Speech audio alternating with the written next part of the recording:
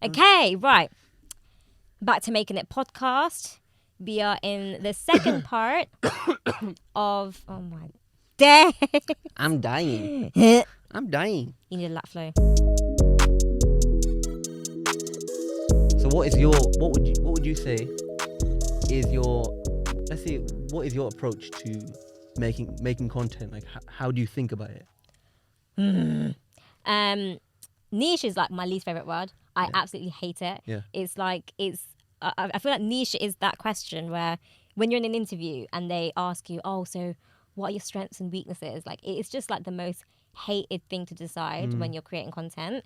I think when I decide, like, especially for my YouTube channel, I think choosing the niche was like the most difficult part because I think like you instantly think that if you decide to focus on one thing, then you can't then swerve lanes later on and do content about other stuff. So what did you have in mind for, like, say for example, if you were to choose a niche, did you narrow it down to a few things? I know there's that exercise too. So I actually asked like a few of my closest friends around me saying, okay, so when you think of me, what would you associate me with? Yeah. So, or more specifically, like if you were to come to me for advice or guidance or just anything, what would you come to me for? So actually my friends guided me because like half the time you don't really realize what you're really known for. Yeah. Do you know what I mean? But did you have an idea of yourself of what you wanted to create? Like, say for example, sometimes people might want you to do a certain type of content. Like, for example, medics, there's always a massive... There's a lot of people who just generally want medical content or day in the lifestyle, day in the life. And I know we're not too fond of making that sort of content. So, like, say for example, they all came to you and said, okay, we want to see the day in the life of a doctor. What would you say? Like in my head, I have like a mental rank. So like I actually ranked the kind of things that I would potentially talk about. So when it comes to like, the medical stuff, that would rank like at the top as like top being like the most easiest thing that you can do. So that's like effortless. So like, you know, if it was medicine and my job, that to me is like a very effortless content because I don't really have to think much. It's what I do. It's what I can just talk about naturally. Like we do it daily in the workplace anyway, where we just talk about our profession. It's also ranked high in the top because obviously during COVID, like it is like a very like famous topic. People really want to know the hot goss on what it's like to be an NHS worker. They cared about us for once. Yeah, so like that stuff, I think it ranks high in terms of it's the most easiest thing.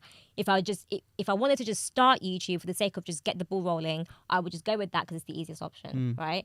But then further down the rank, the lower you go, you then start to think of, okay, so besides my occupation and what you read on the CV, what are the other things that I do in my spare time, but may not speak about it like a lot because it's just what I do in my own time. Your hobbies, yeah, side interests, But I'm not a certified expert at those things. It's just something that I like to do. You know, and actually those are the topics where it might be more fun to make videos about, but it's more scary because in your head you don't see yourself as an expert in those things, but you have a passion for it and you're interested by it, you know? So things like, for example, like in your case, like the self-improvement kind of things, it's not your occupation, but you love knowing how can you change your daily habits and your lifestyle to improve yourself, right? Like you're sharing your journey as opposed to saying, I figured it all out, here's what I figured out. But it'll take a bit more effort because like society hasn't given you that kind of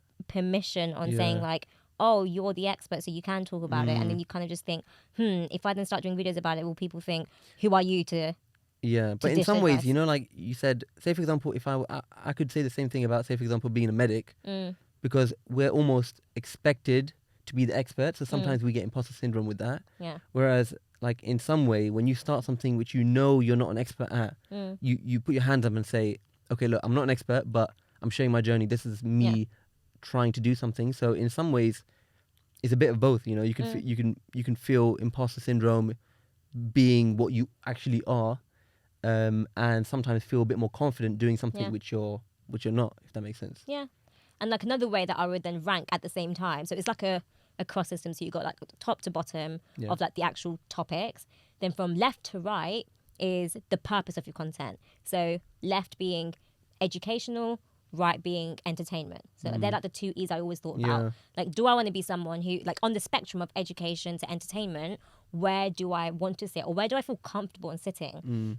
And actually, like, I feel like as a beginner, which I am right now, I'm more drawn towards entertainment. So I'll probably put myself probably like slightly away from the middle, more towards entertainment, because I'm starting out. Yet again, I don't feel like an expert enough to do purely educational. So I feel like sometimes as a beginner, you just don't want people to take you that seriously, because you then get scared if you're going to get cancelled if you say the wrong thing. And again, it's easy to make videos where you know you're not dishing out professional advice, but more so just an opinion or a perspective. You know? And so where did you end up? Like, say for example, the 4 videos you put up now on YouTube, would you say that sort of fully more towards entertainment? More towards entertainment. Yeah. But would you say that's going to stay that way, or would you say that's not the final variation of how you want your content to be? Because obviously, I would say that my initial content doesn't represent where I wanted the channel to be and where it's going.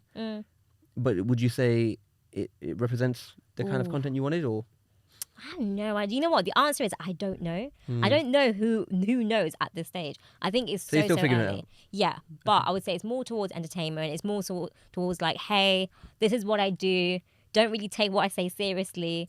But I think it's more so like I wanted to add a bit of persona to the label of being a medic. Yeah. You know, I feel like sometimes, whether it's on social media or in the hospital, a lot of medics and doctors or health professionals can seem very monotonic, like, hello, nice to meet you, what can I do for you today, and blah, blah, blah. I just wanted to add a bit of persona saying, hey, look, we are just like you. We want you to relate to us just the way we want to relate to you. So and it's also like a lot of people can be sometimes start to show that maybe their entire personality is based around being a medic, even though it's never really the case. People always have other things going on, but it's almost like people sometimes think, like I've had a lot of my friends think, oh, like you actually have the time to do things outside of medicine. I thought you were doing that all day, every day. Like that's your interest, that's your passion, that's your hobby, that's your vocation. I hate that word. Vocation. But you know what I mean? Like, so you send me a vocation and I'll be right. Bloody vocation, I hate that word, honestly. Everyone uses that, like, oh no, you shouldn't do medicine for fun, you shouldn't do it to get half decent pay, you should do it because it's a vocation, you should love it's a lifestyle. It's a lifestyle, dedicate your life to it. Doesn't necessarily have to be that case, does it?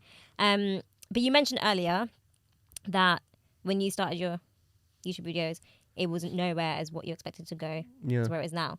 So like, just tell us a little bit more about that. So like jumping back to the last episode, essentially at the time, like you make that big decision to, okay, I'm gonna make YouTube videos, right? But you don't sometimes you don't think past that point. You're like, okay, if I make a video, I've started, okay. But then even once you've decided to become a YouTuber, that's like one big hard decision out the way. But there's 100 smaller hard decisions still awaiting you. You know what I mean? And like for me, it was sort of at that point, I think I was what I wanted to do was maybe grow quickly, get an audience quickly, and then maybe pivot later, or find a nice kind of average between the things I wanted to do. So I saw it as part medical, like it would be kind of cool to put that in there some way, and then sort of obviously have the nice sort of cinematic, high production quality aspect of things. Actually give valuable content. So all those things I thought, let me try and put that together. And then whatever topic I wanted, I was always trying to either, like you said, educate, but also like entertain as well. Yeah, it's almost like it's like a bit of flavor you put in at the end of whatever dish you're making. You know what I mean? Like whatever you want to make a video on, you have to think, okay, how do I make this in the most entertaining way as possible while still staying within the boundaries of what I would consider acceptable. So obviously there were some things that I felt like I didn't want to do. I didn't want to pretend to be this eccentric character, even though because like that's not me.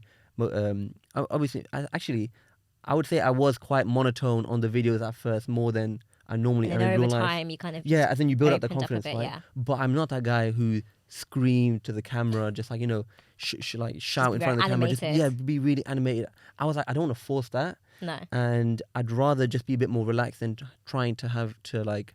But also, like, not everyone likes those kind of videos where it's very much like, hey guys, welcome back to the channel. Like, not everyone watches the same kind of videos. And that's the thing. I feel like when you're choosing like the style of the videos that you want to make, it reflects on the style of videos that you watch. Yeah. So you actually ask yourself, what are the kind of videos that I actually like to watch? But here's the thing. A lot of the time, like, those people who are in your face, it works because it gets your attention. It like Any names?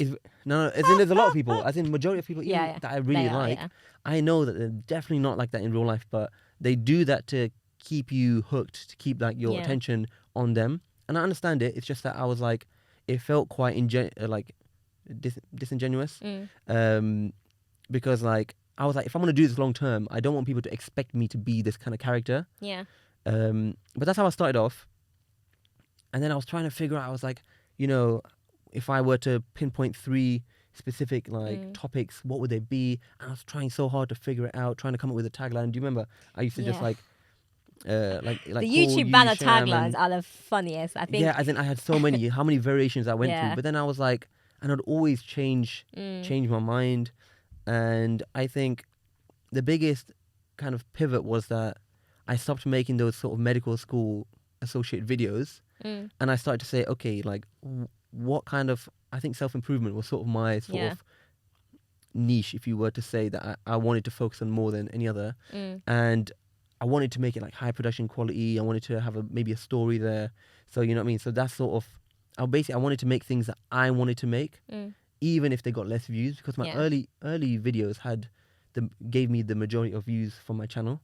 But you wouldn't want to make those kind of videos I didn't again. want to make them again. Yeah. So I knew that was, and some people were there to, like, they expected it. That's the issue. When you make so many videos of a certain type, a certain style, people expect it. All your following will be like, Yeah. okay, this is what we know this person for, and this is why we subscribe, this is why we're hanging around. Then you upload a new video and then like, we didn't subscribe to this because that's not the audience you spent your time like growing. And that's the thing, like you actually like forget that, you know, like when people say at the end of their video like, hey, so if you like this video, subscribe. You have to really watch out when you're saying that, because if you already plan on changing your style to suit how much you can cope with and what you can actually do, then by you saying, oh, subscribe, if you like this video, subscribe, you're then almost promising, saying every other video is going to be like that video. And you can't guarantee that. And I feel like it is, like me as a viewer, I think it's completely okay for a creator to change their niche and their style over time, because frankly in life you change, you know, and I think your videos reflect that, the journey that you're on. So I feel like even if someone comes across your channel very later on in life,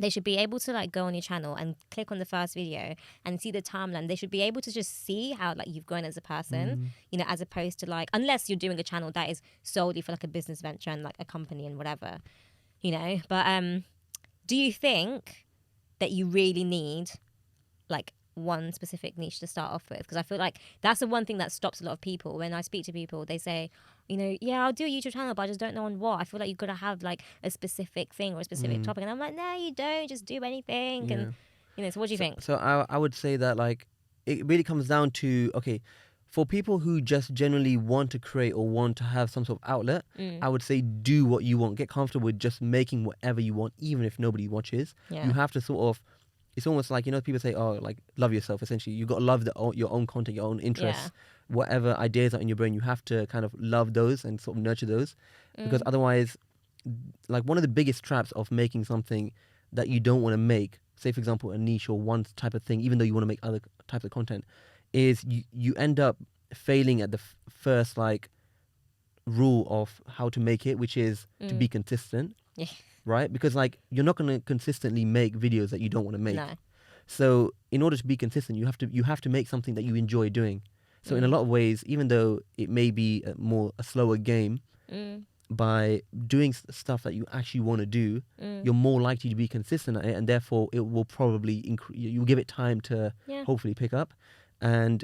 But at the same time, a lot of people maybe don't share the same kind of incentive to, or like they don't share the same wish to just create for the sake of creating. They want to make it a full-time living. They don't want to get away from a job. They may see it slightly as a business. They may see it a bit of a chore to edit, and you know, they might not enjoy that whole process, which is fair enough.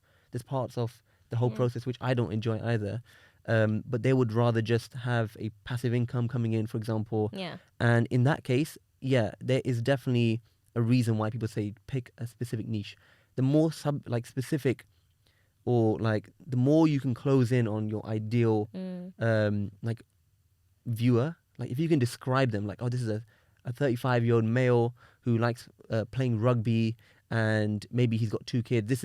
My videos are for this type of person. Then you can start to really like craft your content around that person. Yeah. You know what I mean? And nowadays with like things like TikTok, the algorithm's so good. Whoever is looking for your videos will find those videos. Yeah. And you know, like I end up watching some people who are just like, for example, I was watching this person just literally cleans up like jacuzzis and spas in the backyard of someone's house, and I'm like, this guy, all he does is just cleans it up, It's and he like just before and after yeah, kind and of it's so shots, yeah. satisfying to just watch it. And I'm Yeah. just like, this guy has an entire channel on just that. Like, how specific do you have to get? And he's Yeah. got like hundreds of thousands of people, and then he can Yeah.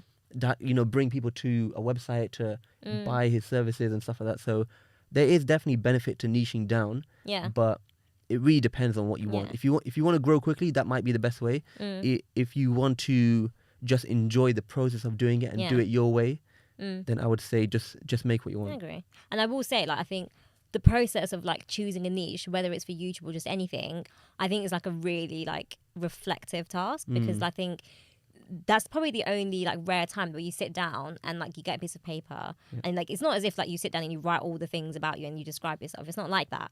You actually just find out like the kind of the details in your life that you don't focus on.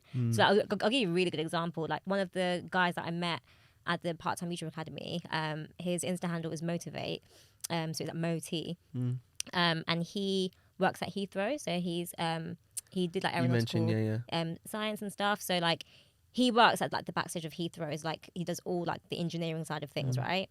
So that's his occupation, you know. So like what he then kind of identified his niche was that, you know, people go to an airport for majority of their lives, right? You go to the airport, you go on holiday, you get on the plane and all that stuff. But it's like, for someone that works at Heathrow, you just think, oh, this is just my job. Like, you know, making sure like all the logistics are safe, you know, the air traffic, all of that stuff, like, or how like baggage is like transported and stuff. For someone who works at an airport, like that's just like a really like normal mundane thing, right? But then actually, like what he identified is that, you know, there are thousands of people who go to an airport every single day, and they must always wonder, how does our baggage get sorted out, and like how does the baggage get onto the right plane, and like actually what does it take for a plane to go from, you know, landing to then going up in the air. It's just interesting. Like it's something you interesting never knew stuff. you wanted to know. Yeah, it's just like, it's just a perspective, isn't it? Yeah. So yeah, and then like his whole content is just based on giving that perspective. Like, hey guys, this is what happens behind the scenes at an airport, and then it's just so much fun. And he's absolutely doing so well. Like I think he's doing like an apprenticeship program for young people. And all of that stuff. But again, it's just something so simple. In your eyes, you just think, oh, it's just my job is boring. But I think it's a good task finding your niche to really understand that even the most boring things about yourself that you think are boring might be interesting to someone else. Absolutely. So we've talked a lot about like the good sides, the reasons why you might want to create. I'm thinking, should we talk a little bit about sort of behind the scenes, more so from a not negative side, but Just like the for struggles example, that can come with the it. struggles, The resistance. resistance. Exactly, the resistance, all that stuff. Like, Yeah. First of all, what is your creative process? Just briefly, and then So first of all, it would be like, it's all the mental work. Yeah. So it's like, it's just sitting down and thinking, right, what do I want to do a video about? And then for that, sometimes like if you're just like on public transport, you're at work and stuff, you just get like a eureka moment. You just get like a moment where you're like, oh my god, this is a really good thing to talk about. And you just write on your phone. So my phone has just got like jumbles of lists of like the potential things I could talk about. Or sometimes you wait till an idea comes to you. Yeah. Or do you ever sometimes- sit down and just think, okay, I need to just come up with ideas? Okay. Yeah, cool. 100%. Like sometimes like I would then like go online, or if I'm just on social media and stuff, and like, I'll either bookmark stuff, save the links and blah blah blah. And yeah, but just potential things that I would like to talk about, or things that I would like to research more. So that's like the mental work and stuff, like brainstorming, starting to script and whatnot. And then when it comes to the actual scripting process, the main question that I ask is, okay, so what is the purpose of this video? Like, what do I want people to get out of it? And what's the main message? And that can be quite hard. Yeah. And actually, often, you don't actually know what message you're giving until you've finished scripting and you've finished seeing the structure of the video. Is there any reason why you script as opposed to? I know some people just like to do it off the cuff. I mean, it just depends people's styles, really. I think, especially as a beginner, sometimes it can be really daunting to just sit in front of a camera and to be able to articulate yourself. And it can take hours and hours of recording because you're like, oh, let me just do that again. Let me just do that again. So sometimes like scripting, A, gives you a structure. B, it helps you be really concise. Yeah. You know, because you have to watch out when you're filming like 2 hours worth of footage. You have to edit that. Yeah. So it's better to have a script where you've got like an objective of what you're talking about, because sometimes you can just talk fluff, and I think fluff is good for entertainment videos. If you're an entertainer and stuff, Yeah. you can crop that out and whatever. But if it's a video where you've got like a direct kind of purpose for it, Yeah, that's a good point. you know, and I think that's where engagement comes in. Like a big part of making a YouTube video is there's a lot of psychology behind it, isn't it? Like it is studying like just human behaviors, Yeah. because when you're doing a video, you really study like, okay, at what point would someone get bored? At what point would someone really be like, oh my God, this is great? Yeah. And that's what the YouTube studio is all about. You see the engagement, you see the average minute that someone's been on your video for. All of that stuff is really, really interesting. And again, it just raises self-awareness, really, doesn't it? Yeah. So then you've got like the scripting, and like you kind of figure out what you're going to talk about. Then the next bit is setting up the gear, like the aesthetics and how do you want it to look. Because you typically change the look of all your videos, right? Yeah, and I think starting out, I was just experimenting. Yeah. I think when people start YouTube, like they get advised that, you know, you can choose like your bedroom or a spare room that you have, and make sure like you have like a setup that's just there. Because the whole point of starting YouTube is you want to create a system where all you need to do is just turn on the camera and then start talking with your script or whatever. You don't want to keep having to, you know, Discord stuff and rearrange things and blah, blah, blah. So everyone says that have a base. You know, have a base of where you're going to film. Do you have a base? Now I do. Yeah. But then again, it's quite unrealistic for people who move frequently. Yeah. You know what I mean? But that's the thing. Like, unless you've got an entire room, like a studio, like it's unlikely that you're going to be able to just keep all the stuff there, especially these big ass lights and whatnot. And that's why it's important to also not get intimidated by feeling like you need to have like the lights and the camera and stuff. Because if you are someone that doesn't have a base and you're moving around a lot and stuff, then again, iPhone 13 and this tripod with like a mic, you know, that's enough, isn't it? Yeah. You know, and you don't have to always think about the aesthetic. Like, if you have a mic and then an iPhone, you can literally go anywhere. Yeah. You know, we know creators that go in the middle of the forest, like Nathaniel Drew, and you know, they don't choose their bedrooms. Yeah. But that's the thing. I think when you watch so many other YouTube videos, you think you have to do it that way. Yeah. Just do it the way you can, right? Yeah, More 100%. sustainable. Okay, so for example, you scripted, you recorded, and how was you said the editing process? You're getting to terms with it. But did you ever like seek some help? Yeah, 100%. So I use Skillshare a lot. So at the time, like, you know, you choose between like the like big softwares like Premiere Pro or like Final Cut, and again, all of that is just word of mouth. It's just networking and saying, hey, what did you prefer to use? And I think it's just personal preference. And it also depends like what laptop you have. Is it a MacBook? Is it Microsoft? All of those things, it makes a difference. But I think it's just preference at the end of the day. And then at the time at the YouTube Academy, they told me about things like Fiverr and Upwork. So then I went on Upwork, and then I found an editor who is amazing, lives in the Philippines, taught me loads of stuff. And I think, you know, like it can be hit and miss with Upwork and Fiverr. Like nowadays it is quite expensive. Like, and too right, like, you know, cost of living and everything is increasing everywhere. And I think back in the days, people would charge like, because minimum was like £5, £10. Five ain't five no more. That's 100 bars. But I think it depends. Like, I think if you're going to guarantee to be like a long-term client, like as opposed to saying, oh, can you edit one video? If you kind of make an arrangement saying, hey, I want to do this for the next couple of months, and then you can kind of negotiate on price, it can be affordable. Yeah. But you got to choose. Do you want to afford time or money? You know, because sometimes getting an editor and stuff can help if you've got a really busy lifestyle. So like I coincided with this editor, which is great. And then the thing is, there's this section before editing, which not really many people talk about, but it's like it's all the kind of like effects, like audio, sound, like transitions of clips, all of that stuff, and those things are quite technical, which doesn't come naturally to people. That's even within editing. Like you're right, like making the sound nice, because you got to start all the way from the settings on your camera. Yeah. And if you don't understand the gear you're using and stuff, sometimes it gets really complicated, right? So one of the biggest benefits of an iPhone is you turn it on, you start recording, you get great, like you don't have to do much, right? You know how to work it. You get great, image quality. Yeah. Even the audio is pretty good nowadays. Like, but if you if you don't know how to use a proper camera, you can end up with a file which looks much worse than even your iPhone. So there's almost no point of you having it. That's the thing. If you're going to buy expensive equipment, you've got to be ready to invest your time in knowing how to use it. Again, YouTube, Skillshare, they've got all of those stuff that can teach you. If you don't have the time to learn new equipment, don't get it. Just be content with an iPhone, but also like back yourself in knowing that I don't need this fancy stuff if it's just going to be me talking to the camera.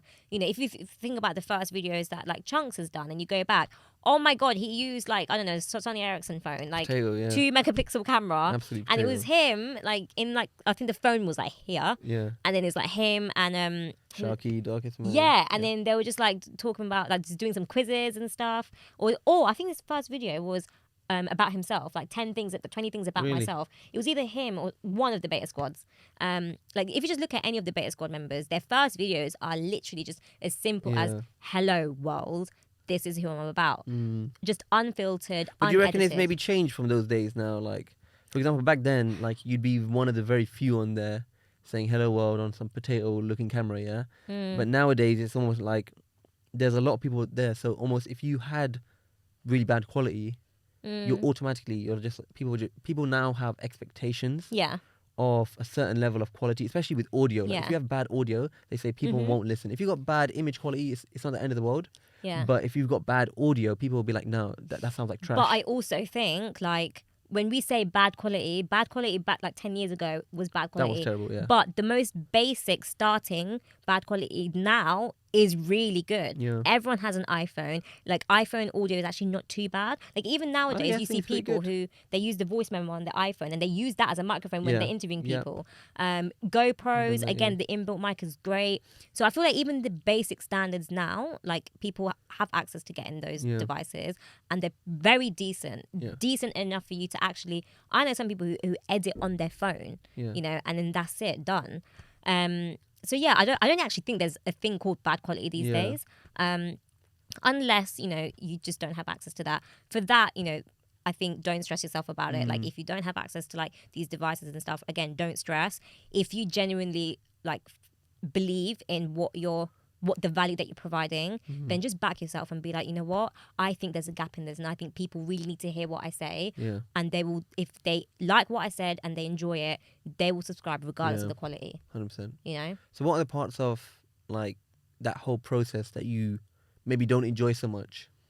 I actually don't enjoy filming. Really? Yeah, it's tiring. To be honest, in some ways, same. Like especially filming myself.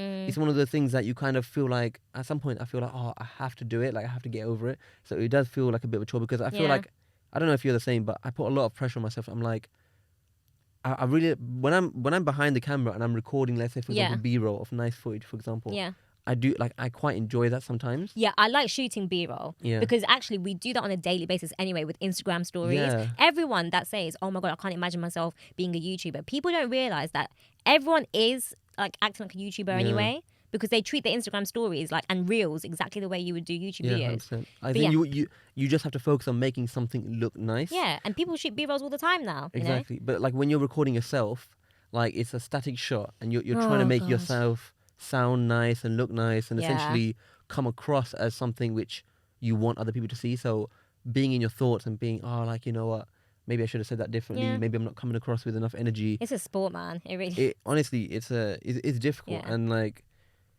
sometimes you're not in the mood, but you have to get yourself. You have to get yourself in that kind of zone. You know what I mean?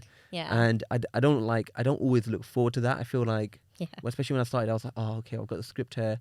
But then afterwards, I realized, wow, this is like the A-roll, which is obviously just like your talking head shot normally, or whatever. Is probably the most important thing because it really is. If that's lacking, and then why are you exactly not only why are you doing it, but also just like you can't expect people to just watch a video because of just your B-roll, especially if you're there looking like monotone, bored, not putting much effort in. You know what I mean? So slowly, I try to work on that as well, but it's difficult. Filming is tiring, and I think like, you know, again, if you enjoy what you do, that's great. But it doesn't mean filming is the thing that you enjoy. And it's just like the act of you are constantly talking. And then sometimes, like, I think what sounds a certain way in your head doesn't sound a certain way. Yeah. Like when you're filming and you just hear it back and you're like, oh my God, no. Yeah. Or But like you then, script yeah. a joke and you're just like, Yeah, it's not it's fun. it's not hitting right It's now. just better when it's scripted. Yeah, like. fully. But I think just like any sport, I think over time, the more you do it, the more practice you get, the more natural it becomes. And I think at the beginning, it's always like, oh my God, it's me in the camera. And then by your, few videos, you're just like, okay, Yeah. cool, let's talk. Yeah. Definitely helps. It definitely helps with confidence, like being able to sit there in front of a camera. Because before, when I first started, I was not terrified, but all I could think was somebody on the other end is watching me. I'm thinking, what are people seeing, as opposed to me just. And it's a very weird thing. You're in a room, you're just talking to a camera, pretending like someone else is there, and trying to be lively and stuff. You know what I mean? Yeah. And you're not trying to be too, especially if you script something. You're trying to make it come across as more natural, and a lot of times, especially in my early videos, it just sounded like you could see me trying to focus, not to remember. I'm trying to remember my lines, and also recording at home with, like, say for example, other people. Like obviously, I live with my family, right? And like I was very self-conscious that someone is literally next door, listening to me, and they're just like thinking, why is Faisal like acting like this or speaking like this? This isn't like, you know what I mean? You just and if feel they're reacting that way, that says a lot about how you are like when the camera turns on. Yeah. And maybe it's like a wake up call to be like, oh wait, am I different? Yeah. Because you really shouldn't be that different. Even if you're the same though, people kind of think, who's this guy talking to? Yeah. I'm just thinking. I'm just like, now I'm also thinking about what my family are thinking about next door. You know what I mean? I can imagine them just thinking, oh, let me. That's kind of funny. You know what I mean?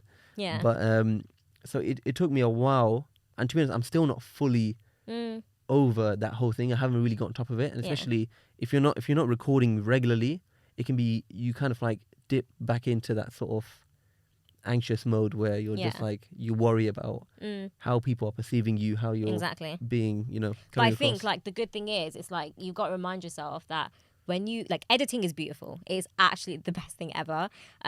Really?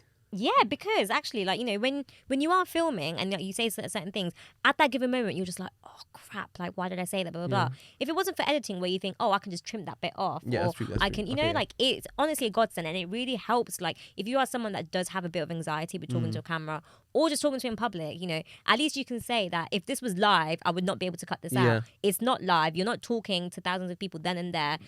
Any mistakes you make, you can cut that out, and it just makes you feel a little bit more relaxed. Editing is a lifesaver, so I wouldn't worry about that. But yeah, filming I would say is the hardest. And then the next step it comes to is the editing, which I think is, again, a lot of people feel like they can't start YouTube because they don't know how to edit.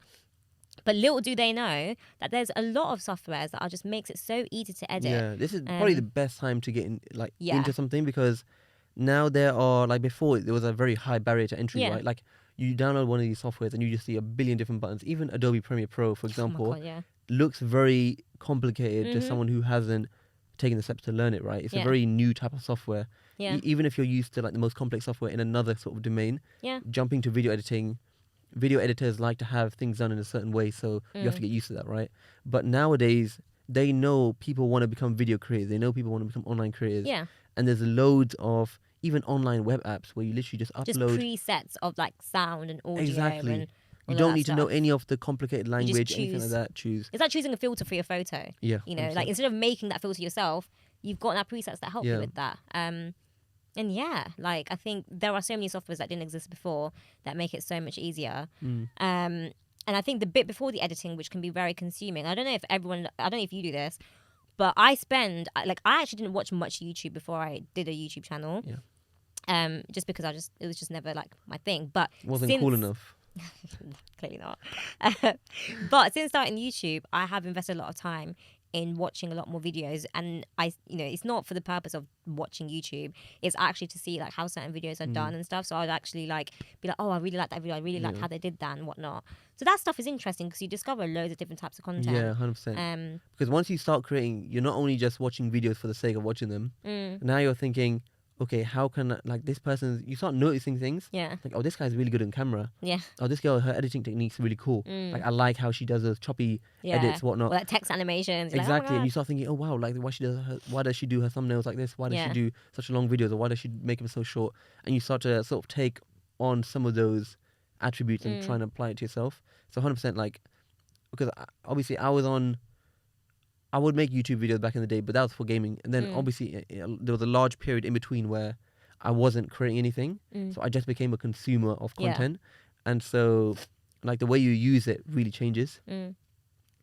How do you make how would you say you make time for creating? Because Interesting question. do you block time out, or do you just try and fill it Yeah, in the you little have gaps? to. You have to block time out, because I think it is a work of art. Like, I think if you really want to make a good, well-produced video in the least amount of time, then you just got to sit down and do it. Yeah. Because ideas are very temporary in your head. Like, you Yeah. can't store every single idea you have. And actually, the longer you spend on the video, the harsher you get with your own feedback. Like, you then start to pinprick all these tiny little things that, oh no, I need to change that, I need to change that. But You get bored of it as well. Yeah, like, there are things about that video that the audience will not notice, but only you. Yeah. So if you, the more time you spend on a video, like, you know, you're never going to reach perfectionism, and that's not the aim of it. It can drive you nuts, and you can end up really hating the video because you spent so much time on it. So I just think, like, just like with anything, it's better to time block and tell yourself, okay, I'll get, 2 hours of filming, an hour and a half on editing, and then see that end result. And I think, like, one of the things that I learned at Part-Time YouTube Academy is, like, to set aside a certain time limit and then see what you can achieve in that certain time limit, and then publish it no matter what. Yeah. And that's the thing. It's very I wish I gutsy. could do that. But that's the thing, no one ever likes to do that, because they're like, no, I need to add that one little thing, and then you just have, like, at the academy, like, so many people saying no one's gonna notice, just do it. And I think it's that whole thing of, whatever you've missed out this time on this video, you can do it in the next one. It's about showing improvement and growth.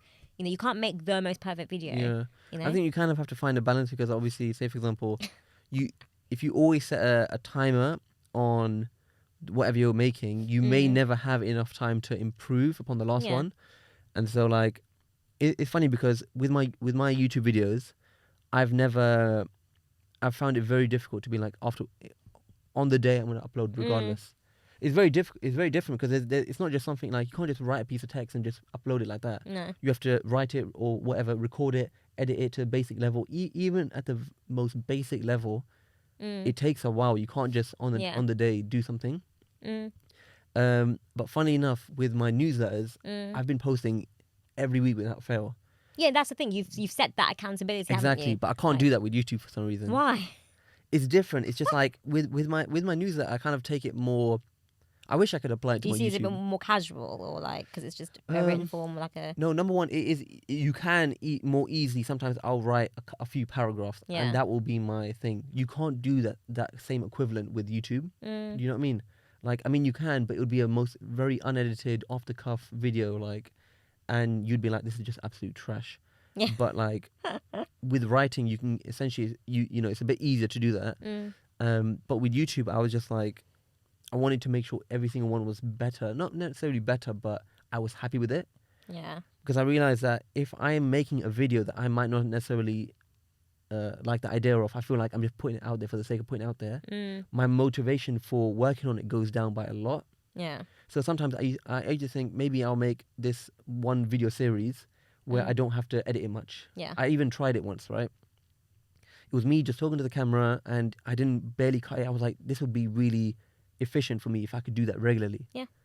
But I didn't like how it came across. There wasn't enough like extra B-roll shots. It wasn't concise, and I was looking through it while editing, and I hated it so much that I would keep off putting the editing stage. Yeah. So it ended up taking just as it. long as a different video that I would enjoy working on. So now I just say, okay, if I enjoy it, I'll be more keen to stay on it and be like, just go through the editing stage. I'll be able to go through 4 hours in a row of just editing, you know what I mean?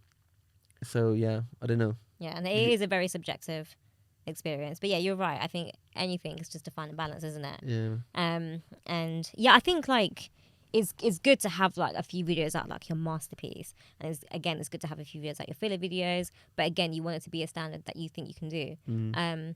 But I think at the end of the day, like, if your audience are there with you, they kind of know the time frame that you release videos, and they just get used to it, really. But yeah, I think time blocking is something you got to figure out yourself. Because like, even after starting YouTube and stuff, you obviously speak to so many other creators, and they all tell you like their own thing. but no one's going to do it like you do it. Like, Yeah. I reached a point, I'm like, yeah, good for you that you can do 3 videos in a day. Like, Yeah. good for you. But like, I think another thing that does help, that did help at the time, is like social accountability. It's like, you know, when you put, I don't know, for example, you can start the timer on YouTube and stuff, like, you know, like the publishing date, for example. Oh, yeah. So then you've instantly said to people, I am going to publish it on that day. Mm. You know, because if you are someone that really struggles with that balance and you just really need accountability to be like, I need to publish this, then you can do that. You know, a lot of people post on their stories saying, hey, I'm going to publish this video at this I did that time. sometimes. Yeah. So I'd be like, I knew that I was like, I really want to get it out in the next day or so. Yeah. So I'd start posting some screenshots from the video whilst I'm working on it and say, this is out in the next few days. And it just forces you to just It kind of forces me to get it go 110% over the next couple of days to get out. Even if I miss it by one day, at least I'll upload it the day after. You know what I mean? That sort of situation. But even doing that, like, it really burns you out.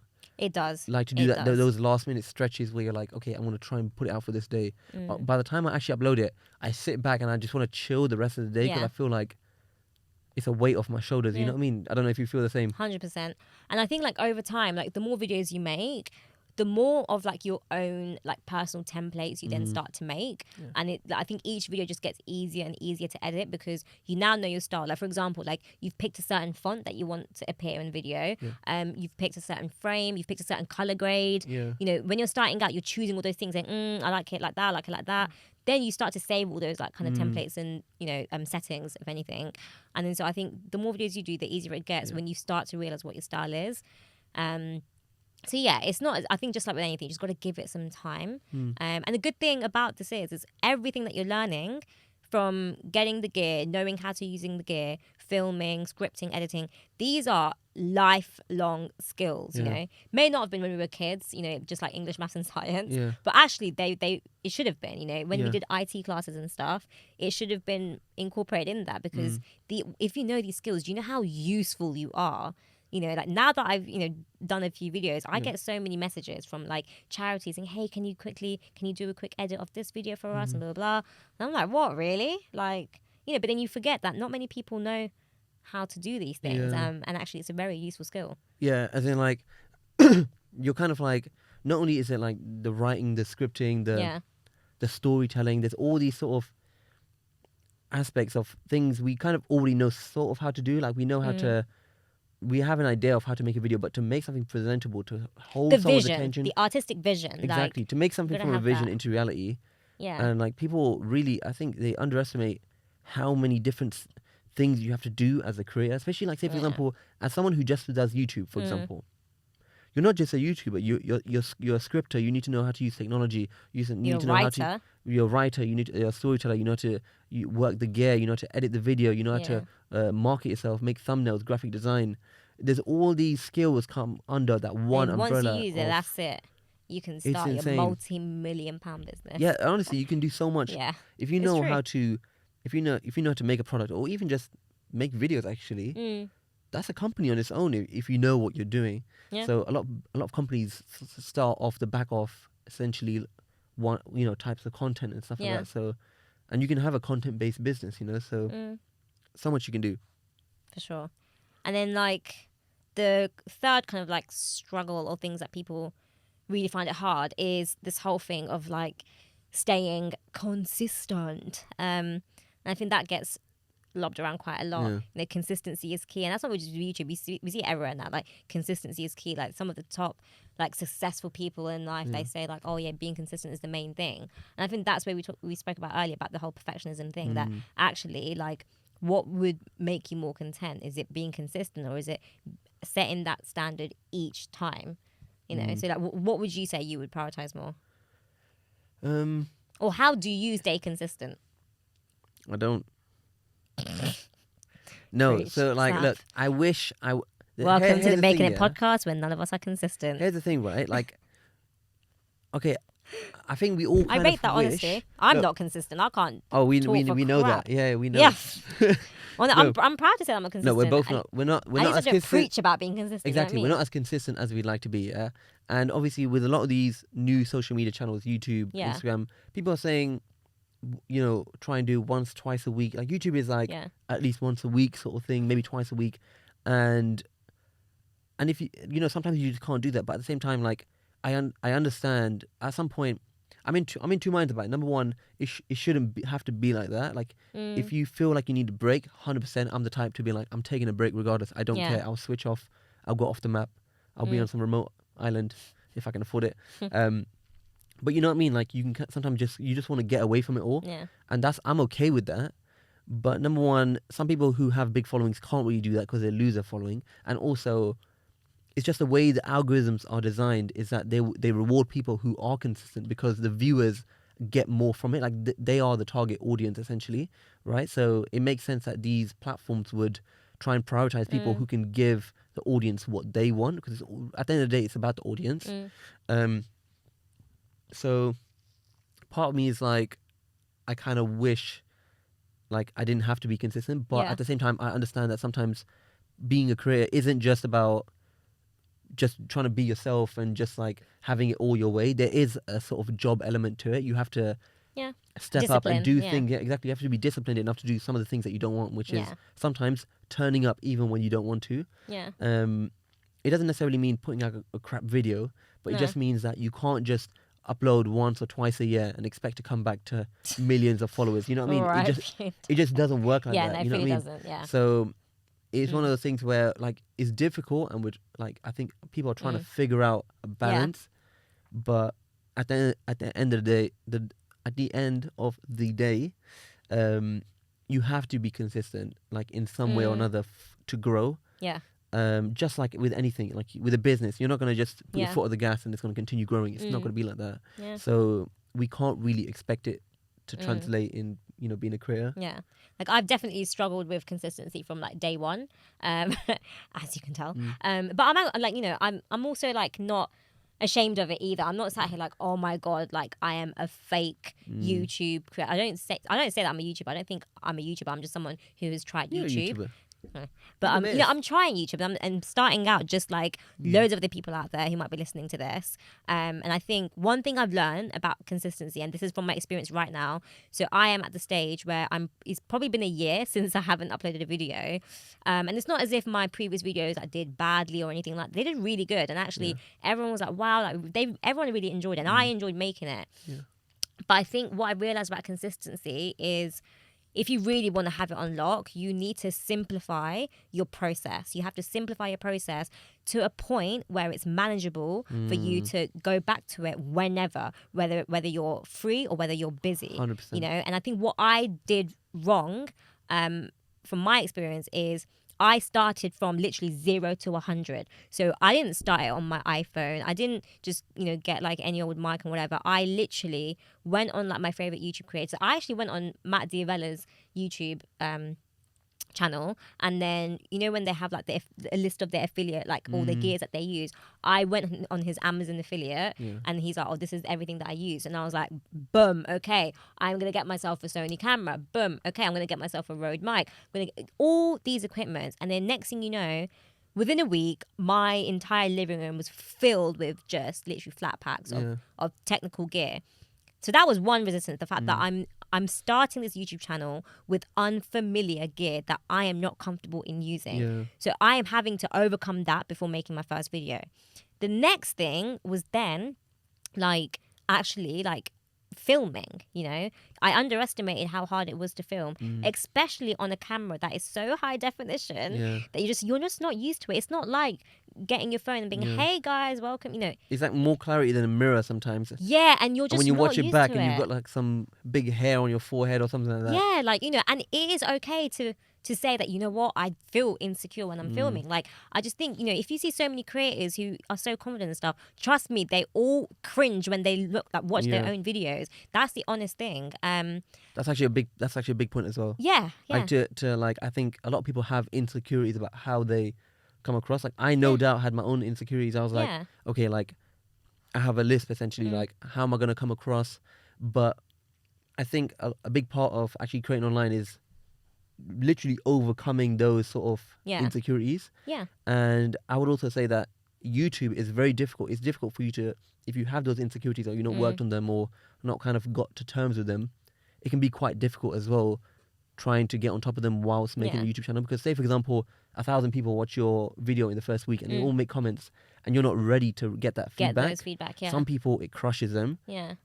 So I sort of worked my way up from Instagram to, writing little posts on Instagram to blogging, and then YouTube. Like I Yeah, so you worked can myself start your up. way up. Exactly. And that's the thing. I feel like you have to really apply like the real life principles to like the online community, because, for example, the next resistance that I faced was, well, I don't think I faced in the sense, like, I don't think I received any harsh comments or harsh feedback, but I was definitely scared of haters. I was definitely scared of like what sort of like comments they'll say about the way I look or whatever, you know.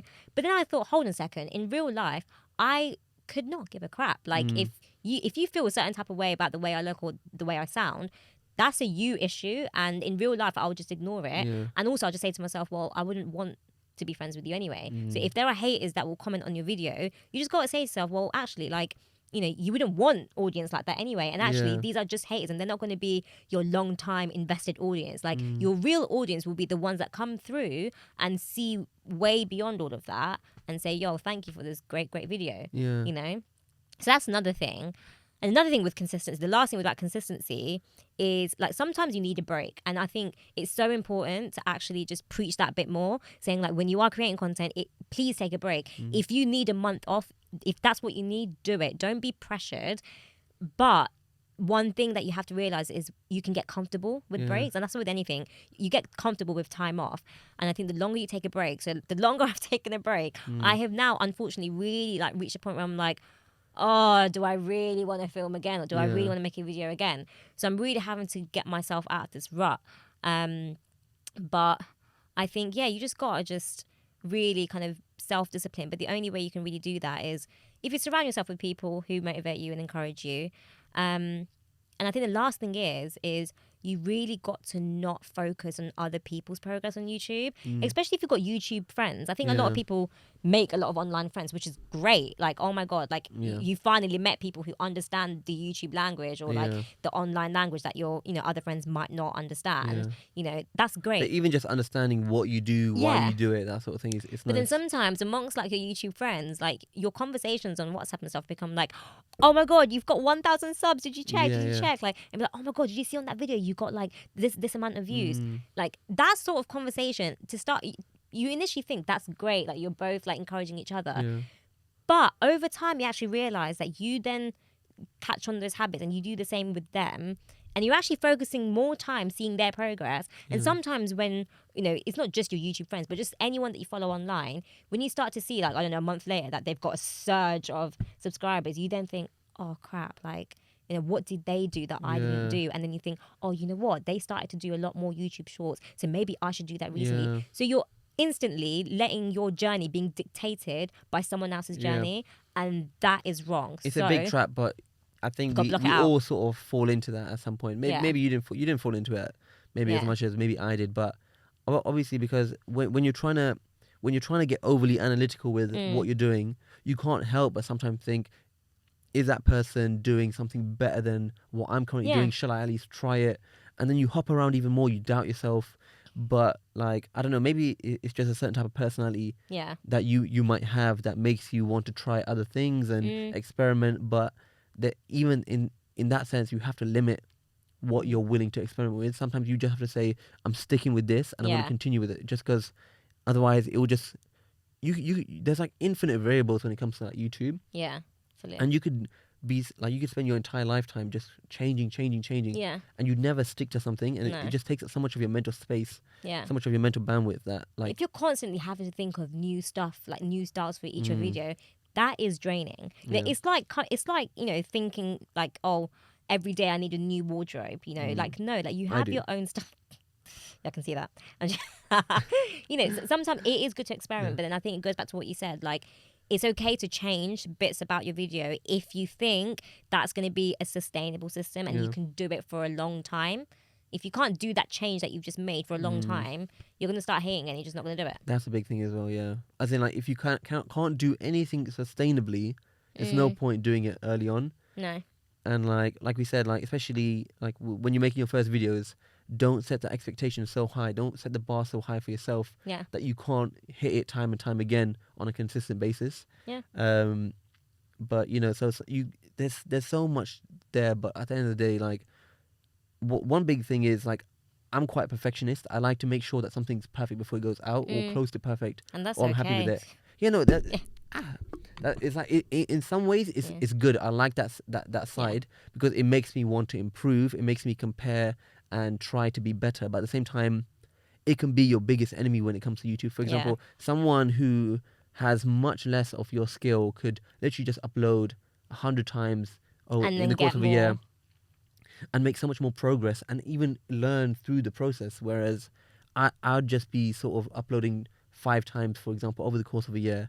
And although I might be I'm being a perfectionist and I'm trying to work on it myself, I'm not learning through the process. I'm not learning how to be consistent. I'm not learning how to do things in a shorter period of time and template things to make them quicker and get a better sort of, process in the, through that journey. So there, I had to learn even personally how to be less of a perfectionist, which I was really happy with. I've put out videos which I don't necessarily think are my best work, but in some ways I kind of like that about me, that fact that I could get over that sense of, okay, I'm not the most happy with this, but I'm going to put it out anyway. And tomorrow's a new day. The next video is my next step, but at least I've put something out. At least I'm trying, I'm going against that sort of perfectionist mindset. And I think like the last main thing, you can correct me if you disagree, I think like the last resistance is after you've done all that, you've filmed yourself, you've edited it, you've got a finished product, and you're like, yes, okay, I am 80% in love with this video. The next bit is you realize you upload on YouTube, and then you think, oh wait, not everyone will directly watch this on YouTube, so I need to repurpose my video onto Instagram. Damn. And then now you got TikTok. And then, okay, whoever repurposes this stuff on Facebook, I don't know who you're showing that stuff to. Like, is it your high school teachers or what? God, Facebook. Don't diss our Facebook fans. Why are you repurposing stuff on Facebook? Who does that? Are we on Facebook? I've got We're my on Facebook Facebook. account. We love Facebook. I think for like my Meta. extended family, I'm on Facebook and that's it. No, the thing is, I think now Instagram automatically gets put on Facebook. Yeah, I think it automatically does it. But then I'm like, why do that? Like, I did so much of that. Repurposing is jarring. jarring. Are you adding me? Like, I fully am. Are you adding me for reposting or repurposing? Yeah, for posting on Facebook, I am. But it is just jarring. Like, it's just annoying. I can't. And the thing is, it's the dimensions. Sorry, I'm really passionate about this. But it's like. Daggers. Yeah, no. But like, I think it's a good point. Consider the concept of repurposing when you're making structure of your videos and stuff, because I think that really helps. Like, for example, now a big part of like getting traction and engagement, like your short form content, is really important. If you've done your video and you can't pick a single point in your video that is worth a minute of a reel, delete that video. Delete it, because what it's saying is that there is not a single minute of your video that is engaging. No, that's true. And I've got a lot to say about this because I've done this myself, and like I've gone from both sides. So at first, everything you said is absolutely true, okay? Like, and it's a bit massive trap as well, because like you've got one video, 7 minutes, and you can repurpose it in like an infinite amount of ways. Because there's just there's like so knowledge much. and wisdom and banter. Like, it's just content every minute, which is great. Say for example, you take a YouTube video, turn it into TikTok, use it as a reel, YouTube short, okay, and then you take the script, put it into like a blog post, put it on your website. There's so many ways. Or like, then you can read it out and then turn that into a podcast clip. Like, there's an infinite way. And that's a good indication that it's a good video. Like, that's yeah, good. No, but the thing is, I was even trying to do it for videos that it wouldn't really make sense to repurpose. Because like, say for example, because it's like a story, or it's a story, or like you can't take it out of the context. You even the way you repurpose. Say for example, I've got a horizontal video, making a little vertical strip out of it. It just doesn't really add up. And like, there are some videos that just work well as little short form vertical videos that last less than a minute, but my ones weren't really that. So it's essentially what I was doing is, my YouTube videos, I try and make the initial part of the video the most engaging, right? Like, you have to try and hook your viewer. So I would usually put like a really nice B-roll or something, like essentially the best part of the video in the beginning. And I would try and convert that intro over into short form. But very quickly I was like, number one, now I've given myself much more work, because not only have I got one video to do, I now need to spend some time crafting into something else. it's not always such an easy No, process it's because really not. you need to then adapt it to how people like to watch that short form content. So what's the answer? Like when it comes to repurposing, what's the answer? Like, Okay, what? so like in some ways it depends. Like if you, I need answers. I'm gonna give you some answers, man. Like say for example, if you're doing it for the sake of content, Yeah. and you make one piece of content and you know that you can split up and still give good value in that way, 100% try and repurpose it in some way, but at the same time make a process for it. Yeah. But if it's something like what I try to do, if you feel like you're really forcing it and you're not really, you're repurposing for the sake of repurposing just to try and squeeze the juice out of something which is, and to the point where it becomes like lifeless, like don't do it. Because I pretty much stopped doing that for my YouTube videos, and quickly I realized that it would basically be a race to the bottom. Like, imagine spending so much time trying to repurpose. You spread yourself so thinly across all those different platforms that you can't focus on the one that you originally wanted to. And I cared most about YouTube. I still care most about YouTube. Yeah. You're right. No offense. Please still sponsor us. It's not gonna happen. But anyway, as in, like, I still prefer long form content on YouTube, horizontal. That's my. And there's still preference. a large amount of the population who still prefer long term, slower paced content. But at the same time, like Gen Z are just too fast right now. Honestly, the new platforms like YouTube Shorts, Instagram Reels, and TikTok, they had explosive growth. So it almost felt like I was missing out, or I should try and catch that wave. Yeah. But then I realized, like later on in sort of my journey, that I was like, you know what, it's just as important to realize what to say no to than what you should say yes to. You know what I mean? Like, anyone can, like we start off and we go through these exercises, like we're going to do this topic, this topic, this topic. This is what we're saying yes to. Yeah. But we don't say, okay, what's our limit? What is the point where, am I going to be doing some TikTok dance teaching medical education? Hell no. Like, if you catch me doing that, then just like report me. But you know what I mean? Like that's it's my personal preference not to do that. So I put in those certain limits that, you know what, like I'm okay with not growing if it means in that way. Yeah. Like, you have to restrict yourself to something. Otherwise, it's a slippery slope. You could start thinking, I'll do anything for growth. And you know what? I think you actually came up with, like, probably unintentionally, you've come up with the big answer of how can you overcome like the barriers and resistance of YouTube and staying consistent. And I think the answer is as well as knowing what you're good at, is really identify what your limits are. Because if you cross your limits without knowing, those are the reasons why you will hate the process, or you are tired, or you drained out and you stop after a few videos. So knowing your limit is probably the key. 100%. So say, for example, like you could be like, I'm never going to make YouTube videos for that other people ask me to make. For example, that's number one. Unless it coincides. Unless it coincides, or you could say, you know what, I'm never gonna jump on a new platform just to grow quickly, just for the trend, or you know, I'm never gonna, etc. You know what I mean? So like, there's so many different ways you could try and put those restrictions in, but in some ways, it's really freeing. Yeah. Because you're like, I don't have to think about, oh, what if I did that? Because you've said now, I've told myself I'm happy with not doing that. Even if it means, you know, Tom, Dick and Harry next door are flipping doing every growth tactic possible to grow. I'm okay not growing in that way because I don't want to. Yeah. I'm happy growing in just the way in the way that makes me comfortable. And I think, like, again, another unpopular opinion. I don't know how you feel about this stuff, but like, again, it's really obvious when people like repurpose or make content for the sake of making stuff and for growth, But recently I've seen, like, and I know we're going a little bit off topic, but it will be relevant because it does apply to YouTube as well, is on like Reels and TikToks, you've obviously got a lot of people who are slightly more comfortable with doing short form content because it's only like a minute. It's really like, you know, low intense work. It doesn't really take that long to make. But it's like, for example, let's say day in the life videos, So now you've got a lot of people who make really short 1 minute day in the life videos, okay? And then they'll choose like a really fast paced song because like it means that you can flick from one footage to the other really, really quickly. Like, you know, dun.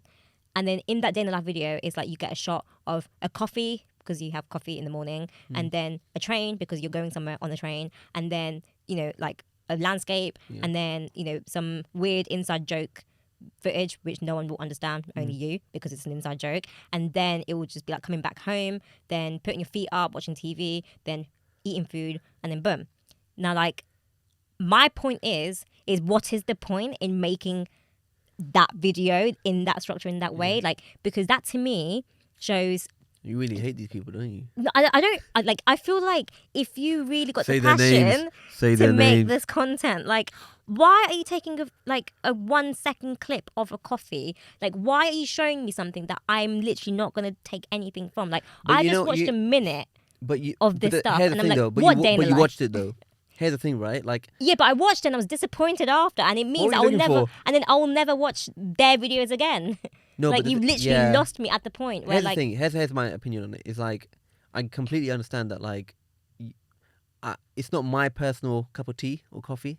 yeah, Yeah, but it could be but others. Fine. but the thing is it works because enough people are interested in it. I don't And know why they sometimes are. I don't know what it is. Maybe it's just the format of someone's life. Like, people are generally interested in other people. So I ask myself sometimes, especially with content that I generally don't really find enjoyable or Yeah. I don't really like, but I see it performing well. I'm I asking don't know myself. why. It's just dead space. Like, But yeah, exactly. But the thing is, like, for me, sometimes I sometimes do enjoy watching people do that stuff. Yeah, just because I don't know. It's just like. but you wouldn't say they're good videos. Come on, man.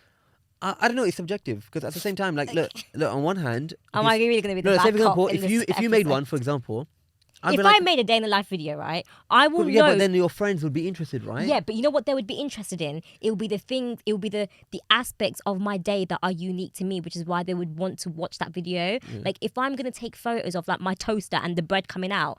No, like, okay, no, it's that's a whole different level. But Yeah. say for example, like, people try to make it aesthetic, and sometimes Yeah. it just looks nice. yeah, it And looks you put nice, it with a but it nice doesn't mean song. anything. I know, but to be honest, that's most content nowadays. Sorry, guys, I just went on a tangent of just, like, ranting about Yeah. content that I hate. But yeah, I guess, you know, if that's what people's style is, that's what it is. And at the end of the day, like, just because we don't like certain types of content doesn't mean that other people Others don't. don't. Because obviously, if it's Fine. performing well and it's a trend, and everyone likes to do it, or everyone's Yeah. getting lots of views for doing so, then clearly it is it is very popular to other people. But at the same time, I would say that it's arguably you could argue that it's a bit more pointless. See, Yeah, he If- said it himself. in the not context, me. no, in the context of, for example, if you're trying to say, for example, you're trying to achieve a goal with your content. For example, Yeah. if you're trying to sell, like, say for example, coffee. You're trying to sell coffee, and you're showing your day in the life with like, the coffee. okay, that might help a bit. But as in, like, a lot of people say, for example, if they just do day in the life, Yeah. and you're trying to become a big creator, like, how are you gonna monetize later on, or how are you gonna make it more sustainable? Are you just gonna continue doing that because, like, it's very difficult to somehow gain an income or monetize on that trend? You know what I mean? Yeah. Besides just getting a following who just Yeah. want to see that again. So there are some types of content which I think you can do it and you get lots of views from it. But unless you're very, very smart and tactical, you can't convert that into an income that makes it sustainable for you to do in the long run.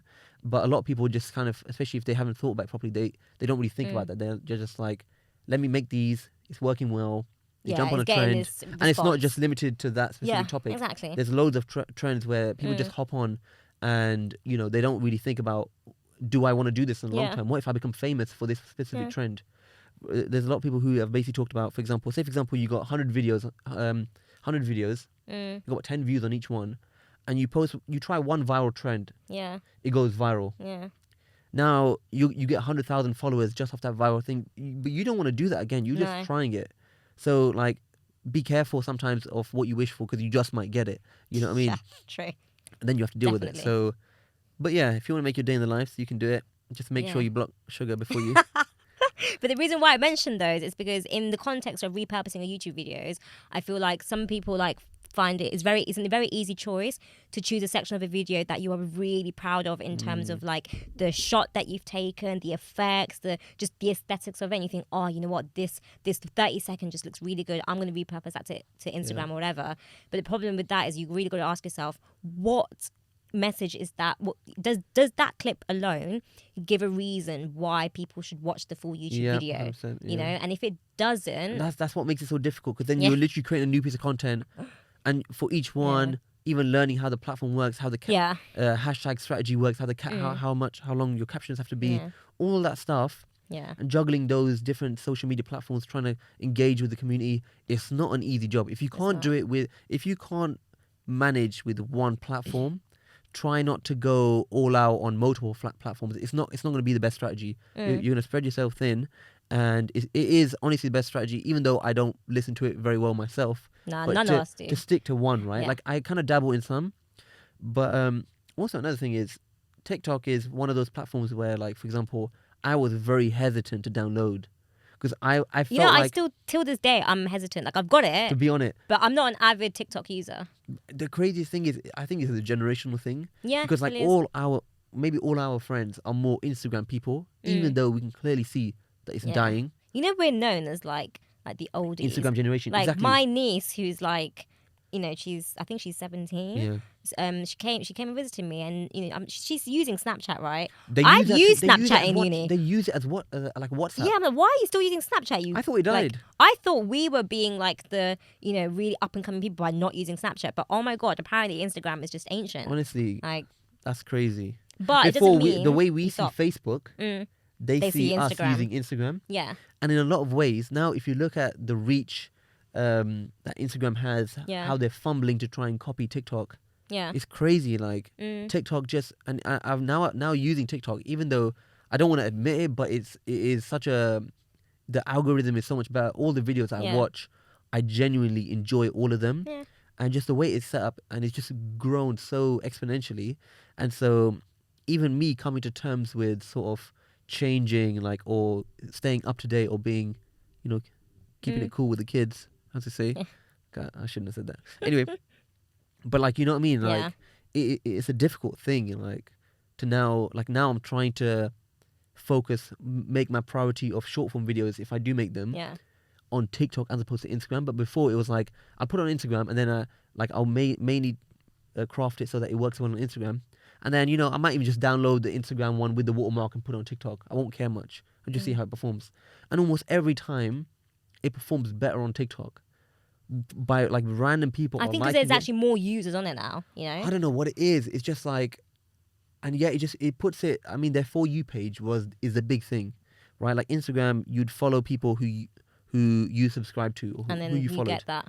But for the For You page, the whole thing is that they are trying to, like, your main page that you're on is showing you people who you don't follow. So obviously it's so much better for the creators, because literally it gives them a chance to like kind of pitch their channel to you, which I think Instagram lacks. I saw a stat of the average amount of time that any TikTok user spends on the app, and it was like a couple hours or something like that. It was like at least more than an hour, and I was like, that's crazy. Like that takes into account, I think it was a few hours a day. That's mad. And I was like, the average, that includes people who even just download it, sign in, spend 5 minutes, which are often a lot of people. But for the average to be that high, that's crazy. That's, oh my God, a whole hour. We honestly need to spend, maybe we should have another episode just talking about the different platforms and stuff. Because I think that's another thing, which I think it is a whole nother episode to chat about, is this notion of like, you know, do I need to make content for all platforms? And